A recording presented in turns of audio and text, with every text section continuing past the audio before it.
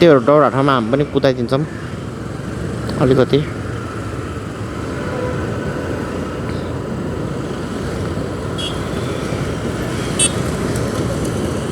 ओहो यो अङ्कल त पुरै पेन्टी देखाएर हिँड्दा यार।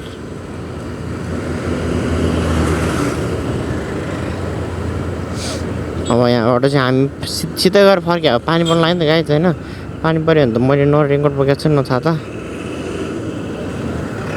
हेर्न यहाँ चाहिँ पुरै लोत ग्रान्ड सेलर हुन्छ है, वाइल्ड सेलर हुन्छ। अनि कतिले लिएर पनि गयो होला होइन।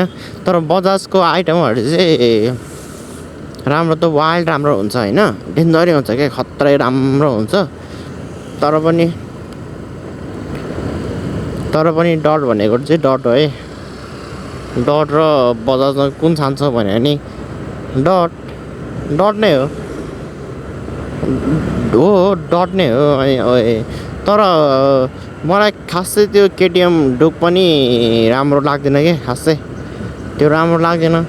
तर त्यसमा राम्रो कुरा चाहिँ के लाग्यो भने होइन, यसो बसेर चलाउँदाखेरि चाहिँ लुक्स चाहिँ वाइल्ड देखिने रहेछ कि, यस्तो राम्रो लुक्स देखेँ नि आज होइन। मैले चलाउँदा होइन, जस अरूले चलाउँदाखेरि पनि लुक्स चाहिँ वाइल्ड राम्रो देखेँ कि मैले। कस्तो दामी देखेँ कि अब त्यो कस्तो चलाउँ हेर्दा होइन। चलाउनु त आउँदैन मलाई, तर पनि चलाउँ न एकचोटि होइन, एकचोटि चलाउँ न त म पनि कस्तो हुन्छ मलाई फिलिङ आइदिरहेको थियो। तर के गर्नु गाइज, यस्तै रहेछ होइन।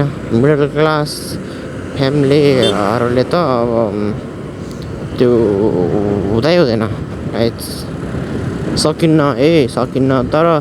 तर मसँग पनि छ एउटा केटिएम डुक है, यहाँ छ केटिएम डुक कालोवाला होइन, कालोवाला केटिएम डुक छ मसँग पनि। हामी चाहिँ अहिले फाइनल्ली कररा चोकमा चाहिँ आइपुगिसक्यो। अनि आजको भ्लग चाहिँ अलिकति वाइल्ड लेजी पाराको होइन।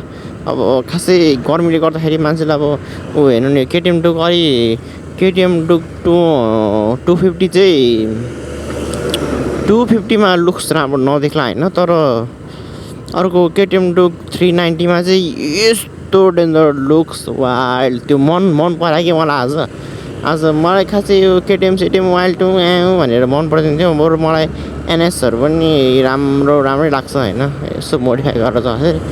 अब चाहिँ कटाउँछु म गाइस, अब चाहिँ कटाउँछु। अब किनकि मेरो अब पानीले छुम भेट्छ जस्तो लाग्छ कि मलाई।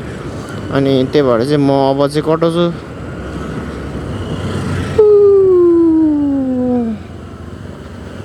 अलिकति गाह्रो बनाएँ यहाँ।